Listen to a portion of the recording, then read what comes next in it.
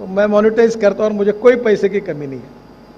अब बैंक के चेयरमैन मुझे आकर कहते, कोई बोलता मेरे 25,000 करोड़ लो, कोई 30,000 करोड़, मैं बोलता कौन ज़्यादा रेट कम देगा।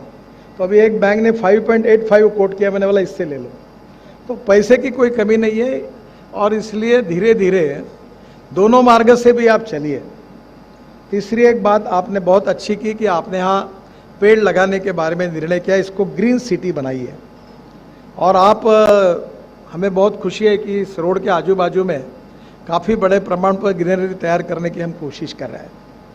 अभी हमारा फेज़ 2 मेट्रो का मंजूर हो रहा है और देवेंद्र जी से अभी मैं ये रिक्वेस्ट करूंगा कि नागपुर में जो हमारा मेट्रो पूरा हुआ है उसका भी इनॉग्रेशन हमको तुरंत करना है।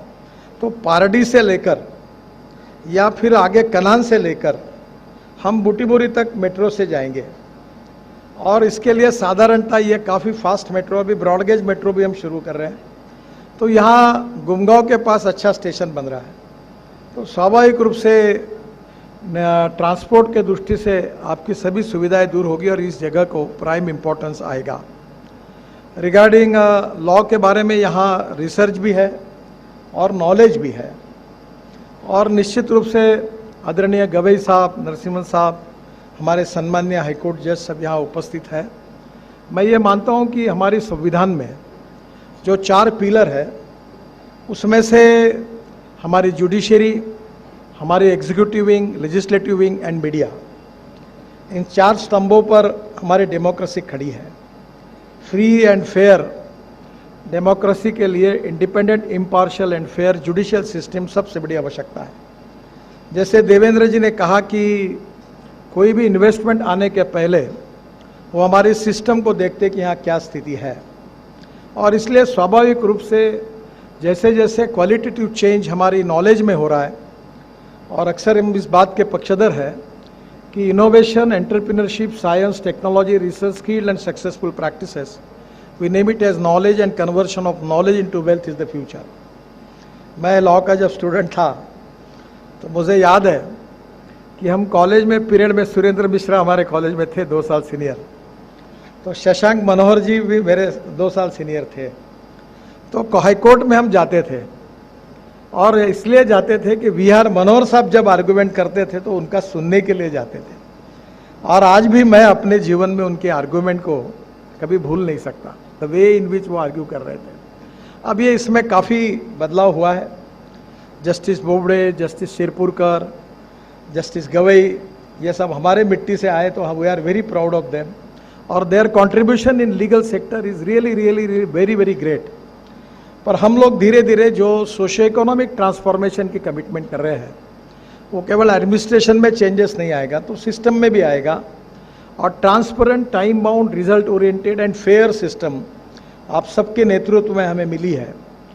केवल एक ही छोटी सी रिक्वेस्ट हमारे आप सबको, हमारी हर समय मैं करता रहता हूँ कि time is the biggest capital. और टाइम के कारण मैं अब जब इंफ्रास्ट्रक्चर में काम करता हूँ तो समय के कारण, जब मैं मंत्री था, इस बहाने से आपको थोड़ी रिक्वेस्ट करने के लिए आपकी क्षमा मांगता हूँ कि 406 प्रोजेक्ट 3,85,000 करोड़ के डिले प्रोजेक्ट थे और जिसमें 3 लाख करोड़ से एनपीए बैंकों का हुआ था। पर आप सबके सहयोग से हमने जब इसको सुलझाया तो 3 लाख करोड़ के एनपीए से भारतीय बैंकों को बचाया गया। तो कभी कभी सरकार में, एडमिनिस्ट्रेशन में not taking decision is a good career for the officer, क्योंकि वो यही सोचते हैं कि डिसीजन करने से विवाद होता है, तो डिसीजन न करना ही अच्छा है ताकि मेरा सीआर अच्छा रहेगा। ऐसे भी बहुत लोग हमारे एडमिनिस्ट्रेशन में होते हैं। बट हमने एक बात कही कि I like people who can get the things done. So naturally अभी काफ़ी इसमें आदरणीय मोदी जी के नेतृत्व में काफ़ी एडमिनिस्ट्रेटिव रिफॉर्म हुए और अभी जब कैबिनेट में विशेष रूप से ट्रिब्यूनल्स और बाकी बातों की चर्चा हुई तब अक्सर मैं लॉ मंत्री जी को और प्रधानमंत्री को कहते रहा हूँ कि भाई whatever the decision may be, it is the right of the judiciary to give the decision, it should not be influenced by anybody. But इसका टाइम लिमिट जो है वो होगा तो फाइनेंशियली देश को करोड़ों लाखों करोड़ के इससे बचाया जा सकता है। मैंने मेरे आप सामने ही बिकॉज ऑफ डिले, टाइम के कारण देश की बड़े बड़े कंपनियां मिट्टी पीलित हुई वो आंखों से देखा है। और बाद में जब जिनको जस्टिस मिल गया, न्याय मिल गया सरकार से या जुडिशरी से, तब उनकी डेड बॉडी हो गई थी, वो ख़त्म हो गए थे। तो मुझे बहुत खुशी है कि आप सब लोग हमारी ये सिस्टम में आप हमको, मैं कोशिश कर रहा था कि हमारे रोड इंडस्ट्री का, रोड ट्रांसपोर्ट इंफ्रास्ट्रक्चर का भी कोई चेयर यूनिवर्सिटी में बने, हमारी कंपनी लॉ की चेयर बने, और आने वाले समय में world standard and successful practices के साथ हमारा लॉ का भी नॉलेज और हमारी सिस्टम की अपग्रेड हो up to the standard of international standards. और मुझे लगता है कि हमारे लोगों में कोई कमी नहीं है, न जजेस में कमी है, न फैकल्टी में कमी है, न स्टूडेंट्स में कमी है, न नॉलेज में कमी है। We have got everything which we need. और इसलिए बहुत अच्छी बात है कि ये लॉ यूनिवर्सिटी आगे चलकर देश के इतिहास में एक ऐसा मील का पत्थर साबित होगी कि जो लॉ फील्ड को, लॉ सेक्टर को निश्चित रूप से और ऊपर जाने के लिए, क्वालिटेटिव रिफॉर्म के लिए मददगार साबित होगी। मैं जानता हूं कि निश्चित रूप से गवई साहब के नेतृत्व में, गवई साहब और मैं, मुझे सौभाग्य मिला कि जब वो स्टूडेंट थे तो मैं भी स्टूडेंट लीडर था। तब से मेरा उनका बहुत पारिवारिक संबंध रहा, उनके पिताजी से रहा, परिवार से रहा। और I know that his ability and capability, और उनके चांसलर के रूप में जो उनको विरासत सिरपुरकर साहब और बोबड़े साहब से मिली है, वो भी बहुत बड़ी है। और इसलिए उनके नेतृत्व में हमारी नागपुर की ये लॉ यूनिवर्सिटी वर्ल्ड की बेस्ट यूनिवर्सिटी में जाए, यही नागपुरियन करके हमारी इच्छा है। और इसके लिए देवेंद्र जी हो, मैं हूँ, नितिन राउत है, बावनकुड़ी जी है, समीर मेघे जी, हमारी पार्टी अलग अलग होगी तो भी Nagpur we have got a good atmosphere for good cause. हम सब एक दूसरे को सपोर्ट करते हैं। बाकी हमारी राजनीति चुनाव में जो चलती है वो चलती है, पर regarding good things, qualitative things which are useful for Nagpur and Vidarbha and Maharashtra, we are always supported, and that is exactly the good system in Nagpur and Vidarbha. तो आप चिंता मत करिए, हम सब लोग आपके साथ रहेंगे और पूरी ताकत और शक्ति के साथ आपको सहयोग भी करेंगे।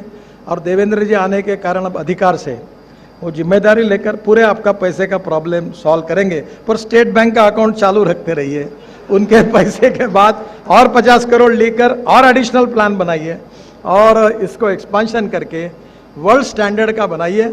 और इसमें आपको योगी गवई जी के नेतृत्व में, और हमारे किल्लोर जी को भी मैं बहुत अच्छी तरीके से जानता हूँ, he is very very capable. मैं बहुत नज़दीकी से उनको देख चुका हूँ with A social consciousness and conviction. उनके लाइफ में वो किसान हो, समाज की समस्या हो, उसके लिए सोशल कॉन्शियसनेस के साथ लड़ने वाले वकील के रूप में हम उनको जानते थे। एक honest and fighting for social responsibility and social consciousness, और वो भी अब इसके चेयरमैन हैं। तो इनोवेटिव मॉडल से इस यूनिवर्सिटी को वर्ल्ड स्टैंडर्ड का बनाने के लिए जो अच्छा से अच्छा कॉम्बिनेशन बन सकता है वो बन गया है। और वो मैथमेटिक्स का सिद्धांत तो मैं अक्सर याद रखता हूँ कि ए नाम के व्यक्ति ने ए स्क्वायर काम किया और बी नाम के व्यक्ति ने बी स्क्वायर काम किया, तो total work is A square plus B square. But when A and B comes together, thinks together and works together, A plus B bracket में स्क्वायर, इसका जवाब आता है A square plus B square plus twice A B. And this twice A B is a result of collective team spirit. So collective, qualitative, good team spirit behind the university is the basic strength for the university। और उसके साथ ये world की best हमारी university बनेगी, institution बनेगी।